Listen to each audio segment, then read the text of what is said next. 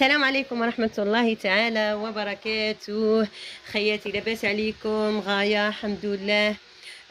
اليوم جيت الحمد لله دروا كاني في وهران، في اني ضيفة عند بويا وما. وجيت اليوم ان شاء الله انايا كما قلت لكم جبت البويا الفطر الريشي. استعمله لعينيه الحمد لله يا ربي. بويا راح له البياض من عينيه والحمد لله. اللهم بارك، هو بصحة جيدة ما شاء الله. راه عليه هذاك الفشل العيا الدوخة ما شاء الله تبارك الرحمن. العقوبة اللي ما زالوا ان شاء الله والشفاء كاع لجميع المرضى ان شاء الله. المهم انا جبت اليوم حابه ندير لكم طريقة الشرب الفطر الريشي. الحمد لله كما قلت لكم